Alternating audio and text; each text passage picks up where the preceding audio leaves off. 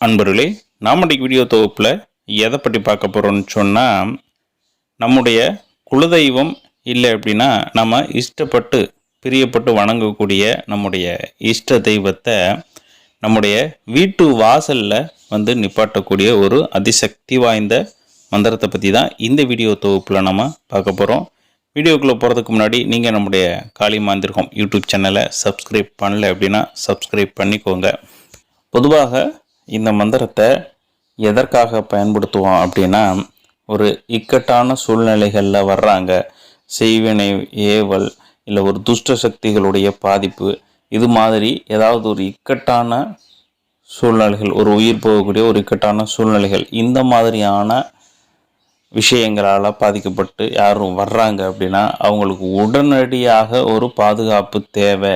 அப்படிங்கிற பட்சத்தில் அவங்களுடைய தெய்வத்தையோ இல்லை அவங்க இஷ்டப்பட்டு வணங்கக்கூடிய ஏதாவது ஒரு தெய்வத்தையோ இல்லை நம்மக்கிட்ட இருக்கக்கூடிய ஒரு தெய்வத்தையோ என்ன பண்ணுறது அப்படின்னா, இந்த மந்திர பிரயோகத்தை பண்ணி சம்மந்தப்பட்ட நபருடைய வீட்டு வாசலில் காவல் வைப்பாங்க.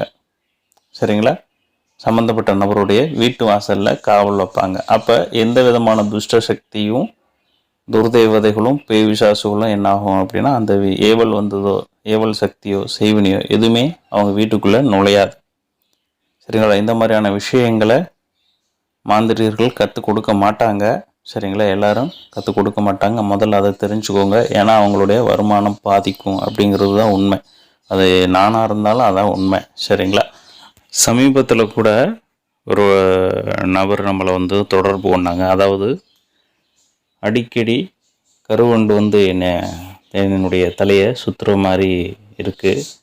கனவுல பார்த்திங்க அப்படின்னா கருநாக பாம்பு, கருப்பு நாய் இது கடிக்கிற மாதிரி இருக்குது, இந்த மாதிரி விஷயங்கள் இருக்குது அப்படின்னு சொன்னாங்க. இப்போ நாம் பார்த்தோம் அப்படின்னா அதை பார்க்கும்போது ஏதோ ஒரு ஏவல் விஷயங்கள், உயிர் சம்மந்தப்பட்ட விஷயத்துக்கு ஆபத்து இருக்கிற மாதிரி உணர்வு. ஏன்னா ஏற்கனவே அவருடைய ஒரே மையன் நல்லா இருந்த பையன் சடனாக இறந்து போயிட்டாப்புல அப்படின்னு சொன்னாங்க. அதுக்கடுத்து எனக்கு இது மாதிரி வருது அப்படின்னு சொன்னாங்க. அப்போ அவங்களுக்கு வேறு வழி, ஏன்னா உடனே ஏதாவது ஒன்று நிவர்த்தி வேண்டும். எதுவும் மையனுக்கு நடந்த மாதிரி அவங்களுடைய பையனுக்கு நடந்த மாதிரி நடந்துடக்கூடாது அப்படிங்கிறதுக்காக அவங்க தெய்வத்தை ஒரு ஆக்டிவாக இல்லை. அவங்களுடைய குலதெய்வம் என்ன தெய்வம் அப்படிங்கிறதே அவங்களுக்கு தெரியல. அதனால் அது ஆக்டிவாகவே இல்லை, அவங்களுக்கு சப்போர்ட்டாக இல்லை. அப்போ என்னாச்சு அப்படின்னா, நம் தெய்வத்தை சரிங்களா அங்கே காவலுக்கு நிப்பாட்டலாம். சரிங்களா? நிப்பாட்டி கொடுத்தோம். இது எதற்காக பண்ணுறது அப்படின்னா, அந்த வீட்டுக்குள்ளே எந்த விதமான ஒரு துஷ்ட சக்தியோ இல்லை ஏவலுக்கு வரக்கூடிய சக்திகளோ உள்ளே போயிடக்கூடாது அப்படிங்கிறதுக்காக. நீங்கள் நினைக்கலாம் வீட்டுக்குள்ளே இருக்க மாட்டாங்களே, வெளியில் போவாங்களே அப்படின்னு. அதுக்கு எப்படி பண்ணுறது அப்படின்னா, வீட்டுக்குள்ளேயும் ஒரு தெய்வத்தை நிப்பாட்டுவாங்க, அதே போல் அவங்கள பின்தொடர்ற மாதிரியும் ஒரு தெய்வத்தை நிப்பாட்டுவாங்க, இல்லைன்னா அவங்க உடலில் இறக்குவாங்க. இந்த மாதிரியான விஷயங்கள் பண்ணுறது வழக்கம். இதை யார் வேண்டுமானாலும் பண்ணலாம்பா. சரிங்களா? இதுக்கு ஒரு மந்திரம் இருக்குது. இந்த மந்திரத்தை நீங்கள் செய்தி பண்ணீங்க அப்படின்னா இதை யார் வேண்டுமானாலும் பண்ணலாம். இவங்க தான் பண்ணணும் அப்படிங்கிற அவசியம் இல்லை.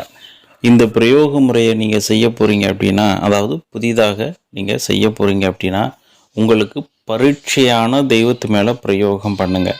சம்மந்தமில்லாத ஒரு தெய்வத்து மேலே நீங்கள் பிரயோகம் பண்ணாதீங்க. அதாவது உங்களோட இஷ்ட தெய்வம், உங்களுடைய குலதெய்வம், இந்த மாதிரியான தெய்வங்கள் மேலே நீங்கள் பிரயோகம் பண்ணுங்கள். மற்ற தெய்வங்கள் மேலும் பண்ணலாம். ஏன்னா ஒரு சில தெய்வங்கள் வரும், ஒரு சில தெய்வங்கள் வேறு மாதிரி வேலை செய்ய ஆரம்பிக்கும். சரிங்களா? அதனால் ஒரு சம்மந்தமில்லாத தெய்வத்து மேலே நீங்கள் இதை முதல்ல பண்ணும்போது சரிங்களா, அனுபவம் வந்துருச்சு அப்படின்னா பிரச்சனை கிடையாது. நீங்கள் அதே போல் மந்திரங்கள் அதிகமாக பிரயோகம் பண்ணக்கூடியவங்க அப்படின்னா, நான் மாந்திரியர் கிடையாது, ஆனால் மந்திரங்கள் அதிகமாக பிரயோகம் பண்ணுவேன் அப்படிங்கிறவங்க இதை எந்த தெய்வத்து மேலே வேண்டுமானாலும் பிரயோகம் பண்ணிக்கலாம். சரிங்களா? அவங்கக்கிட்ட வரும். ஆனால் புதிதாக நான் மந்திரம்லாம் அதிகமாக சொன்னது கிடையாது. நான் புதிதாக நான் பிரயோகம் பண்ண போகிறேன் அப்படின்னா உங்களுக்கு பரிச்சயமான தெய்வத்து மேலே மட்டும் பிரயோகம் பண்ணுங்கள். இதை எப்படி பிரயோகம் பண்ணணும் அப்படின்னா, ஒரு அமாவாசை தினத்தில் உங்களுடைய பூஜை அறை ரொம்ப சுத்தப்படுத்தலாம், இல்லை நீங்கள் வெளிப்புற இடங்கள்லையும் இருந்து இதை பண்ணலாம். சரிங்களா? கொஞ்சம் சுத்தமான இடமாக இருக்கட்டும், கொஞ்சம் தனிமையான இடமாகவும் இருக்கட்டும். சரிங்களா? என்ன பண்ணுறீங்க அப்படின்னா, கோவில் வாசல்ல இருந்து ஒரு கைப்பிடி மண், அதே போல் அதே கோவிலில் கொஞ்சோண்டு விபூதியும் குங்குமமும் வாங்கிட்டு வாங்க. வந்து இதை 3ஐயும் சேர்த்து பிள்ளையார் பிடிக்கிறது மாதிரி பிடிங்க. அந்த விபூதி குங்குமம் அந்த கோவிலிருந்து மண் எடுத்து வந்தீங்க இல்லையா வாசல்லேருந்து, அதை 3ஐயும் சேர்த்து பிள்ளையார் பிடிப்போம் இல்லையா, அது கூட மஞ்சள் இருக்கு இல்லையா, மஞ்சள் சந்தனம் பன்னீர் இதெல்லாம் சேர்த்து நல்லா குழச்சி பிள்ளையார் பிடிக்கிற மாதிரி பிடிங்க. சரிங்களா? இது எப்படி வைக்கணும் அப்படின்னா, ஒரு மஞ்சள் துணியில் பிள்ளையார் பிடிக்கிற மாதிரி பிடிச்சு அதை வச்சுருங்க. வச்சுட்டு ஒரு விரலி மஞ்சள் அதுக்கு பக்கத்து அந்த பிள்ளையார் பிடிச்சி வச்சிங்க இல்லையா, அதில் அருகம்புல்லாம் சுருக வேண்டாம். சரிங்களா? பிள்ளையார் மட்டும் பிடிச்சி வைங்க கையை. அது கூட ஒரு விரலி மஞ்சள் அடுப்பு கறி இருக்கு இல்லையா, அடுப்பு கறி அது ஒன்று, கொஞ்சோண்டு மஞ்சள் அதில் போடுங்க. கொஞ்சோண்டு ஊதி குங்குமம் கொஞ்சம் போட்டு என்ன பண்ணுறீங்க அப்படின்னா அப்படியே வச்சுருங்க.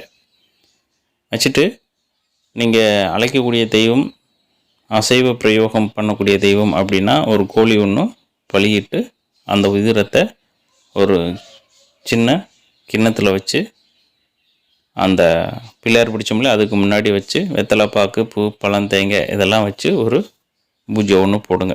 அதாவது தேங்காய் பழம் வச்சு சாமி கும்பிடும் இல்லையா, அது மாதிரி போடுங்க. நீங்கள் அழைக்கக்கூடிய தெய்வம் சைவ பிரயோகம் அப்படின்னா ஒரு சக்கரை பொங்கல் ஒன்று படைச்சி இது மாதிரி தேங்காய் பழம் இதெல்லாம் சாத்தி மல்லிகைப்பூ சாத்தி நீங்கள் சாமி கும்பிடுங்க. சாமி கும்பிட்டுட்டு என்ன பண்ணுறீங்க அப்படின்னா, ஓம் உங்கள் தெய்வத்துடைய பேரை சொல்லுங்கள். ஓம்னு சொல்லி நீங்கள் எந்த தெய்வத்தை அழைக்க போகிறீங்களோ அந்த தெய்வத்துடைய பேரை சொல்லி ஷங் சா இங் சங் சங் சிவாய நம ஓம். சரிங்களா? ஓம் உங்கள் தெய்வத்துடைய பேரை சொல்லி சங் சங் சிவாய நம ஓம். சரிங்களா? இந்த மந்திரத்தை பிரயோகம் பண்ணுங்க. இந்த மந்திரத்தை நீங்கள் பிரயோகம் பண்ணீங்க அப்படின்னா அந்த தெய்வத்தை அது கொண்டு வரும் அந்த இடத்துக்கு. அந்த சிலைன்னு வச்சிங்க இல்லையா, அந்த இடத்துல அது கொண்டு வரும். இதை அந்த சிலையை பார்த்தே மந்திரத்தை சொல்லணும். அந்த பிள்ளையார் பிடிச்சிங்க இல்லையா, அதை பார்த்தே மந்திரத்தை சொல்லணும். இது மாதிரி நீங்கள் ஒரு 1008 முறை, புதுசாக பண்ணக்கூடியவங்க ஆரம்பத்தில் பண்ணக்கூடியவங்க 10,008 முறைக்கிட்ட சொல்லணும். ஏன்னா அவங்க சரியான மந்திர உச்சரிப்பு இல்லை வைப்ரேஷன் அவங்கக்கிட்ட இருக்காது. இது மாந்திரிகராக இருக்கக்கூடிய பட்சத்தில் ஒரு 1008 முறை சொல்லி இதை அப்படியே ஒரு இதாக முடித்து கொண்டு போய் நிலைவாசலில் கட்டி போடுங்க. இல்லைன்னா வீட்டு வாசலில் கால் எப்படியும் மிதி போடும், அதனால தான் சொல்கிறது. ஆனால் அங்கே தான் புதைக்கணும். ஆனால் கால் மிதி போடும், அது சரி விட்டு வராது. ஆனால் சுவடிகளில் அந்த வீட்டு வாசலில் புதைக்கணும் அப்படின்னு சொல்லுவாங்க. ஆனால் அது என்ன விட்றீங்க அப்படின்னா, பூஜையெல்லாம் முடிச்சுட்டு அந்த தெய்வத்தை வணங்கிட்டு என்ன பண்ணுறீங்க அப்படின்னா, வீட்டுடைய அந்த வாசல் நிலைவாசலில் தலைப்பகுதியில் கட்டி வையுங்க. நீங்கள் வெளிப்புற இடங்களில் வீட்டுக்குள்ளே பூஜை பண்ணாமல் வெளியில் வச்சு பூஜை பண்ணி நீங்கள் கொண்டு வர்றீங்க அப்படின்னா, அவல் பொறி இருக்கு இல்லையா, அதை நீங்கள் எங்கே பூஜை பண்ணீங்களோ அங்கேருந்து இறைச்சிட்டே வரணும்.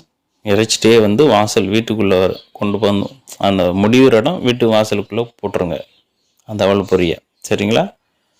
அதுக்கப்புறம் கொண்டாந்து கட்டுங்க. இது மாதிரி நீங்கள் கட்டினீங்க அப்படின்னா என்ன ஆகும் அப்படின்னா, அந்த தெய்வமானது அங்கே வந்து நின்றுக்கிறோம். அதுக்கப்புறம் அந்த வீட்டுக்குள்ளே அது செய்வனையாக இருக்கட்டும் ஏவலாக இருக்கட்டும் எதாலையுமே நுழைய முடியாது. ஆனால் நீங்கள் வெள்ளி செவ்வாய் சாமி கும்பிட்றீங்களோ இல்லை தினந்தோறும் சாமி கும்பிட்டாலும் சரி, அந்த நிலைவாசலில் இருக்கக்கூடிய முடிச்சுக்கு சூடம் சாம்பிராணி இந்த மாதிரியான வாசங்கள் காட்டணும். சரிங்களா? நிலைவாசலில் இருக்கக்கூடிய அந்த முடிச்சுக்கு காட்டிட்டு அதுக்கப்புறம் பூஜை அறையில் போய் நீங்கள் வச்சிடலாம். அதாவது சூடம் சாம்பிராணி இந்த புகையெல்லாம் காட்டணும். சரிங்களா?